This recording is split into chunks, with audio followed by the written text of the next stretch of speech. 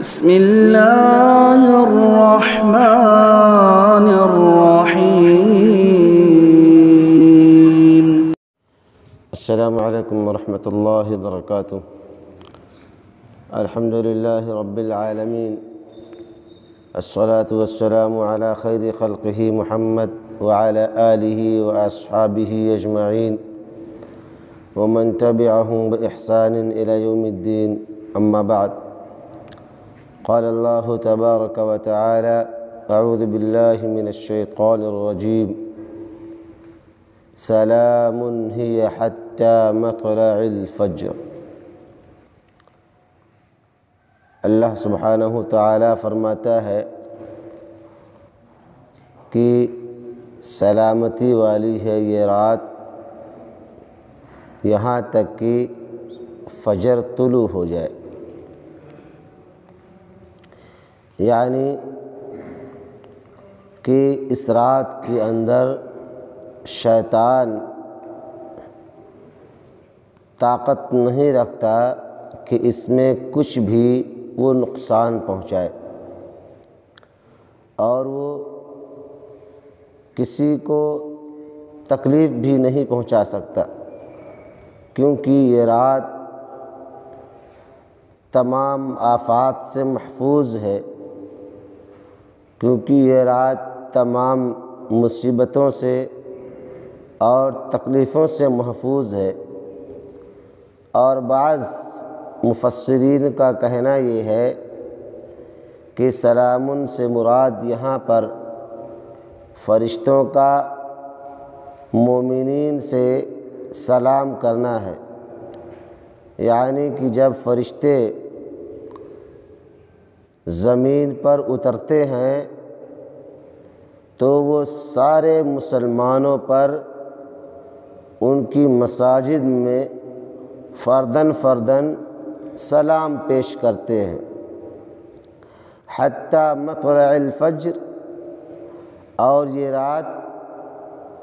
طلوع فجر تک رہتی ہے، جیسے فجر طلوع ہوتا ہے ویسے یہ رات ختم ہو جاتی ہے۔ اب ایک سوال یہ پیدا ہوتا ہے کہ کیا اس رات کے اندر رات کے بعد آنے والا دن یا رات سے پہلے شروع ہونے والا دن شامل ہے کہ نہیں شامل ہے؟ اس سلسلے میں قرآن و حدیث کے اندر ایسی کوئی بات وارد نہیں ہے جس سے یہ پتہ لگایا جا سکے یا قطعی طور پر کہا جا سکے کہ اس رات کے بعد والا دن یا اس رات سے پہلے والا دن یا اس میں شامل ہے۔ حالانکہ یوم عرفہ کے تعلق سے یہ بات کہی جاتی ہے کہ یوم عرفہ کے بعد آنے والی رات جو ہے وہ عرفہ کے دن میں شامل ہے۔ ہم اور آپ جانتے ہیں کہ وقوف عرفہ حج کا ایک بنیادی رکن ہے، اور طلوع فجر سے لے کر غروب شمس سے پہلے تک حجاج کرام وہاں پر وقوف کرتے ہیں، ٹھہرتے ہیں، لیکن جیسے ہی غروب شمس ہوتا ہے ویسے حجاج کرام مزدلفہ کے لیے نکل پڑتے ہیں، اور مزدلفہ کے میدان میں رات گزارنا اور فجر کی نماز مزدلفہ کے اندر پڑھنا یہ ایک مشروع عمل ہے۔ لیکن اگر کوئی انسان دن کے وقت عرفہ میں کے میدان میں شامل نہیں ہو سکا، اور اگر وہ غروب شمس کے بعد عرفہ کے میدان میں آتا ہے یا غروب شمس کے 6 گھنٹے بعد 7 گھنٹے بعد عرفہ کے میدان میں پہنچتا ہے اور تھوڑا سا لمحہ عرفہ کے میدان میں گزارتا ہے اور پھر مزدلفہ کے لیے کوچ کر جاتا ہے، نکل جاتا ہے، تو کیا اس کا حج ہو جائے گا کہ نہیں ہوگا؟ یا عرفہ کے دن میں یہ رات شامل ہے کہ نہیں شامل ہے؟ اس سلسلے میں علماء کا موقف یہ ہے کہ اگر اس نے رات کا یا دن کا کوئی حصہ عرفہ کے میدان میں گزارا ہے اور فجر کی نماز مزدلفہ میں باجماعت ادا کی ہے تو اس کا حج ہو جائے گا، جیسے کہ نبی کریم صلی اللہ علیہ وسلم سے روایت ہے کہ حجۃ الوداع کے موقع پر جب آپ نے حج کیا اور غروب شمس سے آپ مزدلفہ کی طرف کوچ کر گئے، جب آپ وہاں پہنچ گئے تو ایک صحابی آتے ہیں اور سوال کرتے ہیں کہ اللہ کے رسول صلی اللہ علیہ وسلم، میں تھکا ہوا تھا، میری اونٹنی بھی، میری سواری بھی تکی ہوئی تھی، اور میں عرفہ کے میدان میں رات کے آخری پہر میں پہنچتا ہوں، یعنی غروب شمس سے تقریباً 6 گھنٹے یا 7 گھنٹے بعد وہاں پہنچتا ہوں، اور میں وہاں تھوڑی دیر قیام کرتا ہوں اور پھر مزدلفہ چلا آتا ہوں اور یہاں فجر کی نماز پڑھتا ہوں۔ تو آپ صلی اللہ علیہ وسلم نے فرمایا کہ من شہد معنا صلاة الفجر بمزدلفہ وكان قبل ذلك وقف ساعة من الليل أو نهار بعرفات فقد أتم حجه۔ آپ صلی اللہ علیہ وسلم نے فرمایا کہ جس نے ہمارے ساتھ فجر کی نماز میں شامل ہوا مزدلفہ کے اندر، اور حالانکہ اس کا وقوف عرفہ کے میدان میں رات کے کچھ حصے میں ہی تھا، تو وہ حج اس کا مکمل ہو گیا۔ تو پتہ یہ چلا میرے بھائیوں کہ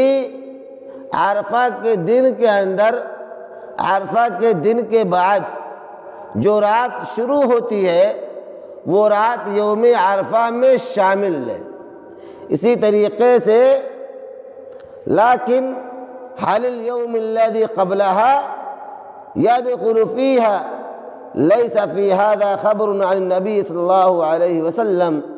اب یہ سوال پیدا ہوتا ہے کہ کیا لیلۃ القدر کے بعد والا دن یا اس سے پہلے والا دن اس میں شامل ہوگا کہ نہیں ہوگا؟ اس سلسلے میں نبی کریم صلی اللہ علیہ وسلم سے کچھ بھی وارد نہیں ہے، بلکہ قرآن کے جو الفاظ ہیں وہ صاف صاف اس بات کی نفی کرتے ہیں۔ فرماتے اللہ سبحانہ وتعالی کہ حتی مطلع الفجر، یہ برکت والی رات، یہ خیر والی رات، یہ نیکیوں والی رات، یہ طلوع فجر کے ساتھ ختم ہو جاتی ہے۔ جیسے فجر طلوع ہوتا ہے، اللہ سبحانہ وتعالی اس رات سے اس فضیلت کو، اس مقام کو اٹھا لیتا ہے، اور جیسے فجر طلوع ہوا، لیلۃ القدر ختم ہو گیا، اب یہ رات اگلے سال پھر آئے گی، اگر کوئی زندہ رہا تو اس کو پائے گا۔ اسی طریقے سے میرے بھائیوں، اس آیت کی اور اس پوری سورت کی تفسیر سننے اور جاننے کے بعد ہمارے لیے اور آپ کے لیے ضروری ہے کہ ہم اپنے آپ کا محاسبہ کریں قبل اس کے کہ ہمارا محاسبہ کیا جائے، اور اس بات پر غور و فکر کریں کہ ہم نے اپنے صحیفوں میں اس قیمتی اوقات کے ضائع ہونے سے پہلے کیا درج کرایا ہے۔ فمن احسن فلیتزود من الاحسان، تو جس نے احسان کیا وہ احسان کرنے میں اور زیادتی کرے، اللہ سبحانہ تعالیٰ سے ثبات یعنی ثابت قدمی کی دعا کرے۔ فإنہ لا یدری بماذا یختم لہ، کیونکہ وہ نہیں جانتا کہ وہ کس چیز پر ختم کرنے والا ہے۔ وَلْيَكْثِرْ مِنْ قَوْلٍ، اور اپنے قول میں اپنی بات میں اس کی زیادتی کرے کہ یا مقلب القلوب ثبت قلبی علی دینک، اے دلوں کے پھیرنے والے میرے دل کو اپنے دین پر ثابت قدم رکھ۔ اسی طریقے سے ہمیں اور آپ کو اللہ سبحانہ تعالیٰ سے ہمیشہ خیر کی اور حالات کو اچھے ہونے کی دعا کرنی چاہیے کہ یا محول الاحوال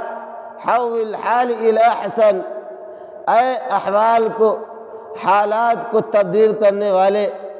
میری اس حالت کو اس سے اچھے حالت میں پھیر دے، کیونکہ نبی کریم صلی اللہ علیہ وسلم سے حضرت عائشہ رضی اللہ تعالی عنہا نے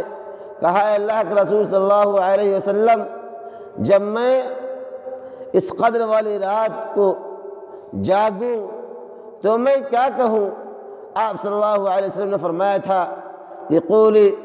اللہم انک عفو تحب کریم تحب العفو فاعف عنی، کہ اے اللہ تو معاف کرنے والا ہے، تو کریم ہے، تو معافی کو پسند فرماتا ہے، تو مجھے معاف فرما دے۔ اللہم انک عفو کریم تحب العفو فاعف عنا، اللہم اعتق رقابنا من النار بفضلک وکرمک یا عزیز، اے اللہ تو ہماری گردنوں کو جہنم سے آزاد فرما دے اپنی فضل سے، اپنی کرم سے، یا عزیز۔ میرے بھائیوں، سورہ قدر کی تفسیر آپ کے ساتھ کمپلیٹ ہو گئی۔ انشاءاللہ اگلے درس میں اس سے اگلی والی سورت کی تفسیر آپ کے سامنے بیان کی جائے گی۔ اللہ سبحانہ تعالیٰ سے دعا ہے کہ مولا ہم تمام مسلمانوں کو قرآن پڑھنے سمجھنے کی توفیق عطا فرما۔ الہ العالمین قرآن کے معنی اور مفاہیم پر غور و فکر کی توفیق عطا فرما۔ الہ العالمین ہم تمام لوگوں کو قرآن سے جڑنے اور اس سے اپنا رشتہ مضبوط کرنے کی توفیق عطا فرما۔ آمین۔ السلام علیکم ورحمۃ اللہ وبرکاتہ۔